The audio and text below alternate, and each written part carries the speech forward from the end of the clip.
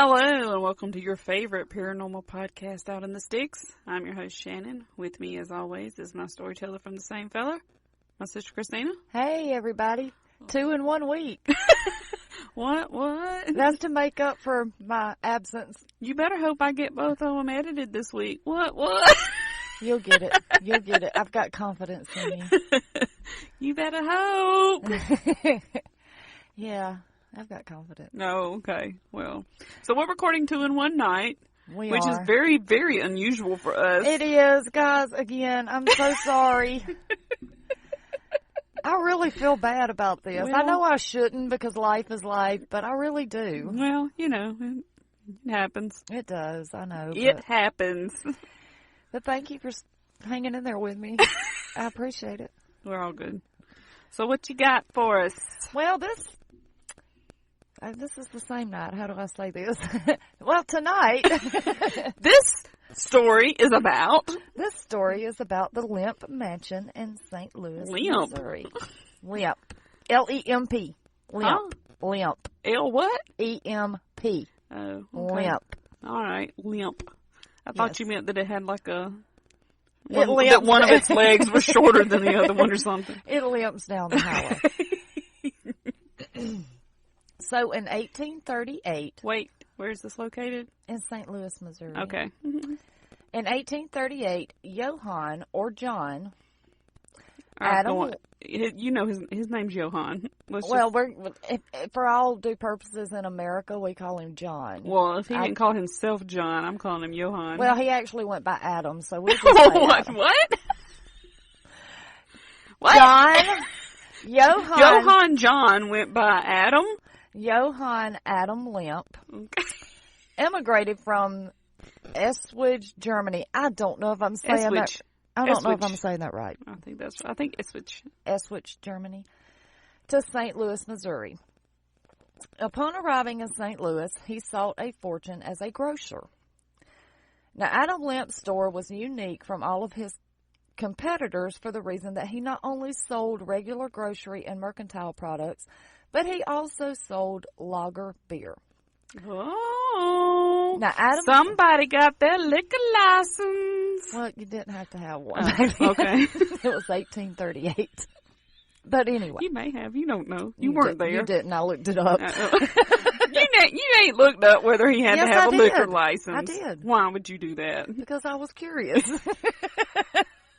Why he would just all of a sudden be able to, because you know most of your liquor was sold in bars and stuff like that. Saloons.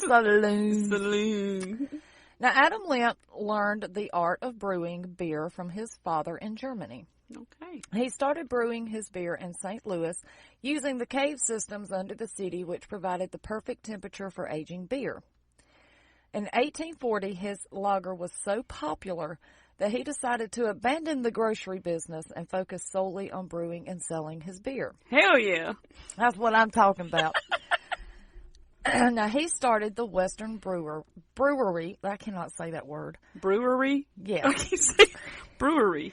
Western Brewery. There we go.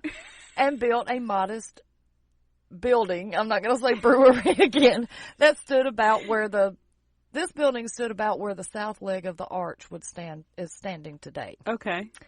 So Adam Lemp ran his brewery and sold his lager until his death on August 23rd of 1862. Adam Lemp died a millionaire. Wow. Now, John Adam Lemp's son, William J. Lemp, succeeded his father as the head of the brewery in 1862. Okay, he went by Richard. He went by William. In 1864, William J. Lemp built a new brewery that covered 5 city blocks. Wow. That's quite a brewery. His Falstaff beer brand dominated the beer market until the start of Prohibition. What was it called? Prohibition. No. I was wondering. You're I'm like, idiot. You don't know what Prohibition is? You're an idiot. Falstaff beer. Falstaff, okay. I was wondering, I'm like, it's Prohibition, you idiot. But you meant the beer. I meant the beer. Okay. I got you now. Yes, the beer. Now, by 1870, the Lemp Brewery was the largest in St. Louis, and the Lemp family symbolized wealth and power. The Western Brewery was renamed. the beer, just call it the Beer Factory. I have always had trouble with that word. just call it the beer Now, factory. the Western Beer Factory. There you go. Was renamed the William J. Lemp Brewing Company. See, why couldn't they name it Brewing? I can say that. Yeah. In 1892. Just call it the brewing place. Now, here's a little side note. William's daughter, Hilda, married Gustav Pabst of the Milwaukee Brewing family in 1897. They built an empire. They Thus- brought two kingdoms together as one. Thus uniting the two brewing companies. Wow. In the 1870s, William Lemp bought what is now known as the Lemp Mansion, which was built in 1868 by Jacob Weichert. I don't know if I'm pronouncing that You right. need to start leaving out names and just saying built by another guy who was William's father-in-law. Just built by William's father-in-law. But that's not the way it's I'm done. just saying. He bought the mansion to use as a residence and an office for the beer factory. The brewing place. Yes. Now, William used his fortune to turn the already grand 33-room mansion into a Victorian showplace. Wow. Well, that was money well spent. Too Yes. bad he couldn't send it over to South Carolina to help with that asylum. I know a mental asylum that could use some, During that same period, you're right. that could use some help. They really could have used some of that. I'm just saying. Now, during the renovation of his mansion, he brought in cast iron mantelpieces, cedar closets, hand-painted ceilings, and rare marble Italian pieces. So he's really just being Pretty a much douchebag. just being an ass. Okay. And again, all of this money could have been spent on something better. Far more. Now, he's also Important. brought in a brand new standing shower from Italy, which was rare. Oh my in gosh, those a days. standing shower? Yes. Man, I've got one in my bathroom right now. I wonder how Well, much it's you worth. didn't in the 1870s, I wonder okay? how much that son of a bitch is worth. A lot. Now, the house was built over the tunnels, and a tunnel was also built from the mansion to the beer factory. Now, after commercial refrigeration was introduced. Wait a minute. I gotta be sure I understood what So you're saying. they had the tunnels there to begin with. But there were when tunnels there, probably. But when he bought the mansion... Why were there tunnels? I don't know. Okay. Well, was this after Prohibition? These were the same tunnels that his father used to Okay, so age this his was beer. after Prohibition, though. No, this was before. The house was built. All of this was before Prohibition. Oh, I thought you said that he did it. That He brewed the factory ran up until Prohibition. Oh, I but thought, I'm gonna get to that. I thought in a you minute. moved on past that. Okay, never mind. I was gonna say that's So, where they be sneaky deaky. They also, but when he bought the mansion and remodeled it, he also made a tunnel from the mansion to the brewery to the beer factory. Brewing place. Okay. So after commercial He's refrigeration, too good to walk on the street. I guess It's like what, next door? Just build a fucking breezeway. Why you got to go underground? Because it helped him in the long run. We'll get to that. Okay. Now, after commercial refrigeration was introduced, these tunnels then became an auditorium, a theater. How big were these motherfucking tunnels? Apparently pretty fucking big. Were they tunnels or a basement? Because he also had a stone swimming pool all up under his mansion in these tunnels. I really hate people. Humans are the dumbest animal alive. I have said that before. Well, rich humans. We're all stupid. Because if we had money, we'd be doing the same thing. We're just stupid. He used all of this stuff up under the mansion, the auditorium, the theater, to throw grand parties. No, I'm sure he did. Like, why couldn't he just have parties in the house? Well, no, I don't know. But I was wrong. That was his son. Well, that's what I Let me go thought. back. That it was after Prohibition. No, this is all before Prohibition. Would you hold on. Just wait. Somebody's getting rattled. Look, we're in 1884. Okay. In 1884, a radiator system was installed and the grand staircase was removed to install an elevator. Okay. Well, good for him. I know. Now, 1901 saw the start of the mysterious demise of the Lemp Empire. It couldn't have anything to do with all the money he spent to redo his... It couldn't be the fact that he had a theater under his house. True. Now, some say the demise started when William went into a depression caused by the death of his son, Frederick Lemp. He was the heir to the Lemp fortune and Who brewing he called place. David. Now, Frederick was his favorite son, and he died of a heart ailment at age 28 on December 12th of 1901. William went further into depression when his dearest friend, Frederick Patz, died in 1904. Grieving the loss of his son and his dear friend and the fact that the brewing place was in demise became too much for William. On February 13th, 1904, in a bedroom at the mansion, William J. Lemp shot himself in the head. He was 68 years old. Well, hold on a minute. You mean to tell me that all of that grandeur and everything that he spent on that house wasn't enough to keep him happy? Apparently not. Well, I'd just be there. Who saw that coming? Now, upon hearing the shot, his son, William J. Lemp, Jr., ran up the stairs to his father's bedroom. When he arrived at the door, it was locked. He proceeded to kick the door to gain entry, but it was too late. His father had already passed. That's kind of sad. Well, yeah, but I'm just saying that if he... I agree. I'm not going to preach. Go ahead. That money does not make you happy. I mean, it sucks that he lost his son and his friend. Because obviously he probably named his son after his friend. Exactly, because it was Frederick, and then Frederick died. Yep. Yeah. Both Fredericks died. Now he has no Frederick. No Frederick. He's Frederick free. He's sans Frederick. We are so mean. Now, William J. Lemp, Jr. succeeded his father as president of the brewing place in 1904. Okay.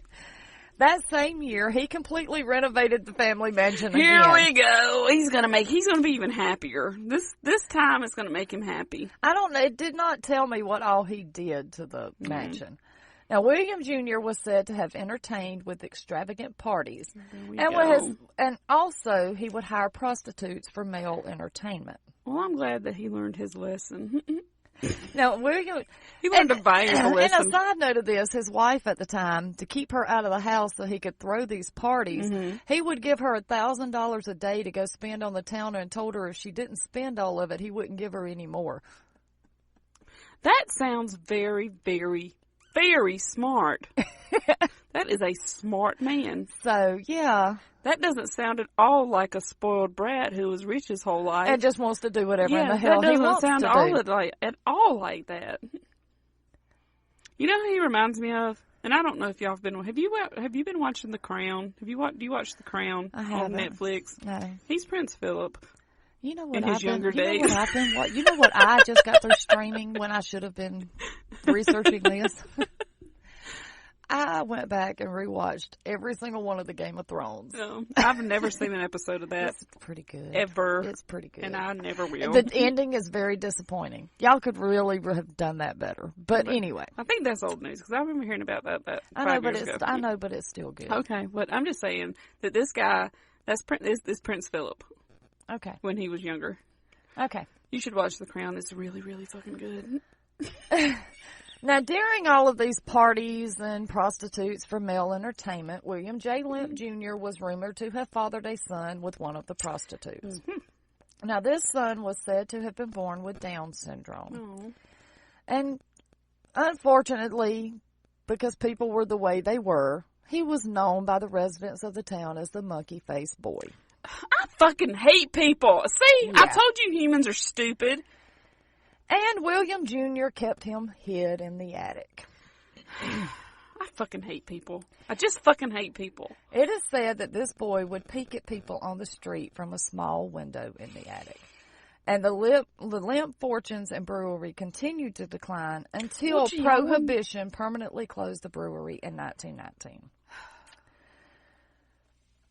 I know that. I wish you hadn't even told me that. But that's important. It's not important to, yes, it's important because people are fucking assholes. It's important to show. Fucking hate people. And the sad part is that hasn't stopped. People are still like that. No, it hasn't. That's what I'm saying. People are just assholes. Fucking hate them. Now, William Jr.'s sister, Elsa Lemp Wright. Lemp Wright. William Jr.'s sister. If they'd have made her leg a little longer, she could have limped left. Elsa Lemp Wright committed suicide in 1920. This is a sad. That's what happens. They spent time worrying about the wrong things. Let's have an elevator in our underground. You may want to theater. research her death though, because listen. Some say that she did this because of the stress of a failing marriage with her husband, and some say she didn't take her own life. Really? What did those They people say? believe that it was a murder made to look like suicide, and there is actually a new documentary being made about this to try and prove that it was murder and not suicide. Okay, what's her name? Elsa Lemp Wright. Okay, Wright, like Wright. Yes. Elsa, Elsa. Maybe we should just let it go. And William let it go. I see what you did there. Thank you. Now, William Sr.'s second oldest son, Louis Lemp, then died of natural causes after Elsa. So, very tragic. So wait. So That's this not is William's all of them. Siblings? William Jr.'s siblings. Okay, yes. yeah. So William's children. Right. Okay. Yeah. You got that straight now? I'm just trying. I'm trying to keep up. The Lemp Brewery, which was once the largest and most profitable in St. Louis and was once worth an estimated $7 million, was sold at an auction on June 28, 1922 for $588,500. Yeah. Not being able to handle the stress of losing the brewery and the family fortune, Let me guess. William J. Lemp Jr. died of a self-inflicted gunshot wound to the head on December 29th, 1922. So, like I said, he didn't learn his lesson. And not long after that, his son, William J. Lemp III, died in the mansion of a heart attack at age 43 in 1943. That's just weird. Wow. Now, Charles Lemp, William Lemp Jr.'s brother, continued to live in the house after his brother's suicide. It is said that Charles was a bitter man and became a recluse. Probably he was pissed off that his brother wasted his fortune by giving his wife $1,000 a day just so he could go get it on with some prostitutes. True. I'm just saying. Now, he lived... That'd make me pretty bitter, too. Now, Charles is said to have lived in the mansion with only one servant, his dog, and William Jr.'s illegitimate son, who died not long after William III at age 30. This, leaving Charles in the mansion with just his servant and his dogs. Charles Lemp died of a self-inflicted gunshot wound on May 10th of 1949. I think maybe they should have sold their guns. He was the last Lemp family member to reside in the mansion. His body was discovered by his brother Edwin. Edwin Lemp was now the last remaining member of the Lemp family. Okay. Edward died of natural causes in 1970 at age 90. He is the only one that made it. He made it.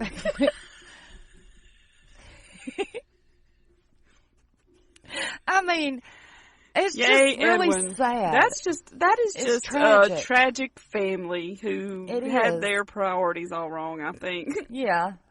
Now, after Charles Lemp's death, the mansion became a boarding house until 1975. It was then sold again and was renovated into a restaurant and an inn, and it still functions as this to this day. Now, with all of the tragedy surrounding the Lemp family and the mansion, it is no wonder it is said to be one of the most haunted houses in St. Louis. It has been host to several paranormal investigation teams, including the Atlantic Paranormal Society, which is TAPS, which are my favorite guys. Oh, my gosh. I like those guys. Now, the mansion is said to be haunted by several members of the Lemp family, and certain areas of the home are said to have most of the activity. Where all the people shot themselves? Now, these areas are the stairway, the attic, and the basement where the entrance to the tunnels were, which the employees of the restaurant call the gates of hell. Now, you told me that earlier that there was a reason that the tunnel under going to the brewery would have a purpose for him, and it would be good for him later. It would but be you didn't good. Tell it me would why. be good. It would be good for him in the sense that he could have all those prostitutes and parties. Oh, okay. I didn't understand what you meant. And he also used a pipe to put water in the stone swimming pool from the brewery that was hot, so he wouldn't have to swim in a cold swimming pool. Oh, Jesus Christ. Okay. Yeah. Well, this guy was a real douchebag. Okay. Go on. Now, when the mansion was a boarding house, the residents would complain of unexplained activity. They would report ghostly knocks and phantom footsteps. Well, did they answer the knocks? How did they know it wasn't just footsteps? If somebody's knocked in and you don't answer it, you're going to hear footsteps. Maybe it was on the I mean, that's how that works. True. But maybe the knocks were on, like, the walls or something. I'm just saying. Heard a knock. I didn't open the door. Then I heard footsteps. Strange. Now, after the mansion was renovated into a restaurant and inn is when most of the activity started. Employees and guests report apparitions that appear and then quickly vanish, strange sounds, tools that vanish, and they report hearing voices and sounds. She's just getting stolen. And they report somebody's stealing shit and blaming. Oh, it must be the ghost. They also it's probably Eddie that's been there since working there since 1980. They also report hearing voices and sounds from nowhere and get feelings of being watched. Glasses will fly off the bar on their own. Doors will lock and unlock by themselves. Lights turn on and off, and the piano plays when no one is near. A man is often seen peeking over the stalls in this downstairs bathroom, which is where the Italian standing shower is. That's probably Eddie, too. Well, this is said to be William Jr. I think it's probably Eddie. And the Lavender Lady, who was William Jr.'s wife, Lillian, so called because she would only wear lavender clothing and also had her coaches and all of that. Oh, well, isn't she dyed precious? Lavender. Isn't she just precious? It's also said to make an appearance in the downstairs bathroom. So they loved that bathroom. It's that Italian shower. It's that Italian shower. Okay. Now, one tour guide said that she has heard the sounds of horses outside the room that was once William Sr.'s office. And the parking lot there was used back then as a tethering lot for horses. So you're telling me that this place has ghost horses? Yes. Isn't that awesome? It's awesome. Ghost horse. Yes. Guess after an all new blue blood. Ghost horse.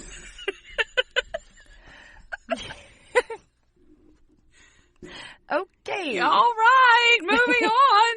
Guests who stay in the room that used to be William Sr.'s, which was the first one that shot himself. Right. Often report hearing someone running up the stairs and kicking at the door. Now, if you remember, we talked about William Jr. running up the stairs and kicking at the door when he heard the gunshot that killed his father. There are also reports of an unknown apparition who protrudes an apparent odor when he is around, and they simply just call him the Stinky Man. Okay. And he has also been known to tell people to get out of the mansion. He doesn't like people. Well, probably because they call him Stinky. I would think so. I mean,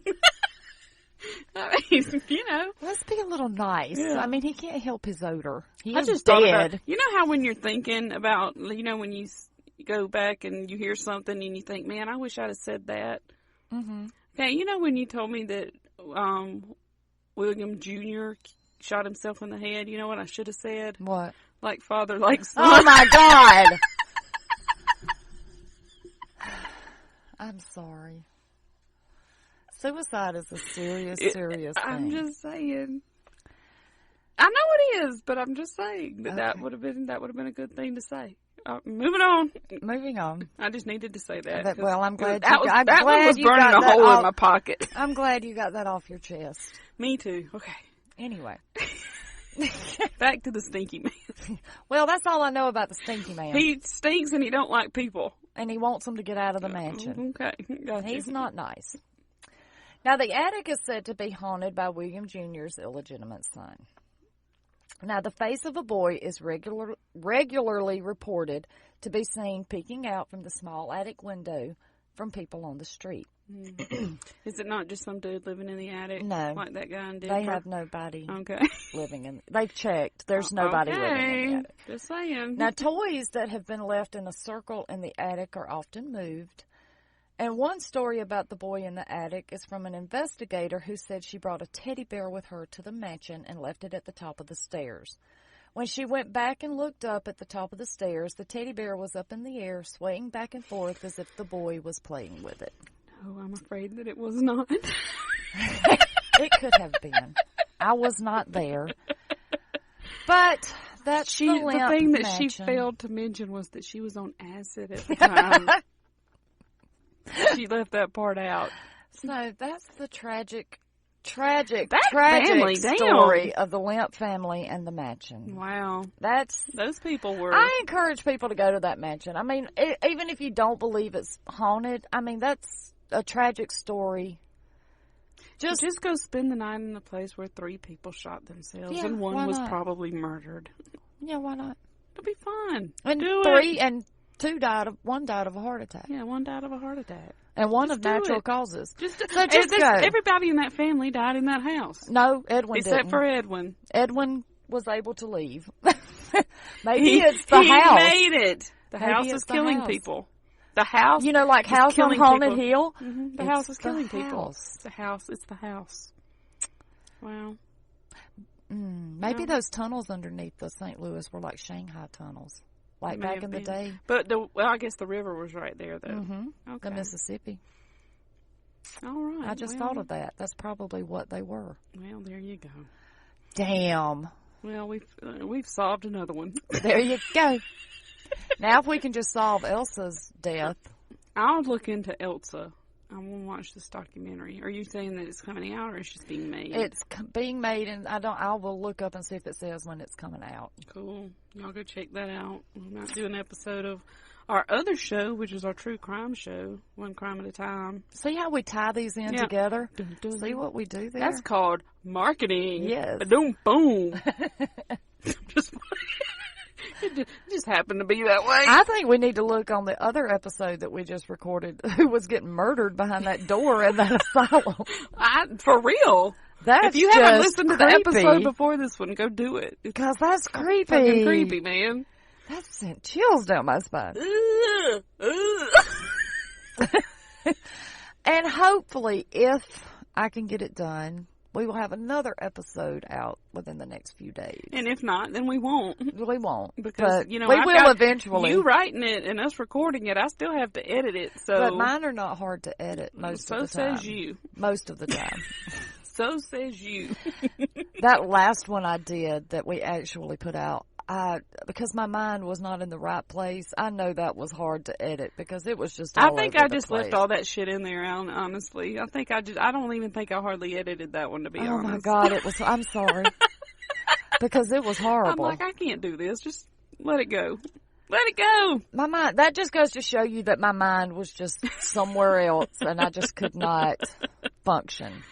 All right, guys. Well, like we said, you can check out One Crime at a Time. It is a true crime comedy podcast. So please don't be offended. Please don't. We don't mean anything. If you anything are, by just it. don't listen to it. I don't have time for all your negativity. We don't have time to explain this again. Go listen to earlier episodes, and it is well explained. I don't have. I mean, I just. If you don't like it, don't listen to it. We just have fun with it. And you don't write me telling me how horrible that you're of people offended. we just are. Don't do it, okay? If you're offended, just cut it off. Yeah, just stop listening.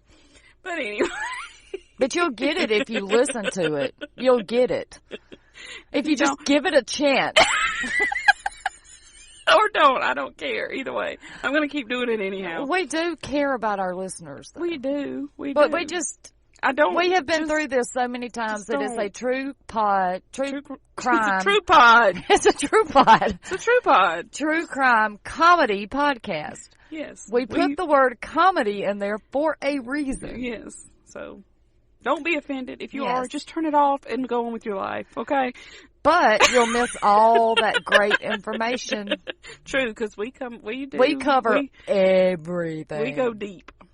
That's what she said. All right. So anyway, we're going to end it on that. Yes. I think it's time to go.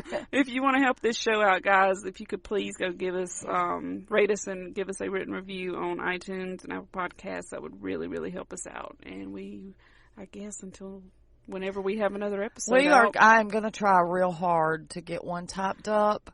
Well, you can get type it recorded. Up if we get to record it, and if I get it edited, fine. If not, we'll have one out. Maybe not by the end of this week, but maybe by next week. Yeah, probably, maybe it will be there. And I'm done. I am done promising episodes. I'm not doing that anymore. That's why I said maybe.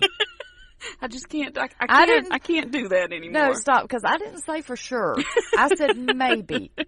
That kind of leaves it open. It might be there and it might not. My life's been too stressful lately, so I'm not doing that anymore. Since the first of the year, it has been really stressful for both of us. So anyway, but not complaining because we love you guys. And we're live and we're healthy. And hope you all are too. And I'm strumming the microphone. All right. All right, guys. Stroking the microphone. Okay, we really need to stop this now before it goes any further. Yes, we do. All right, guys. We will catch you next time. Yes, we will, whenever that may be. Yes, and remember, until then, the scariest things happen out in the sticks. Yes. Bye. Bye.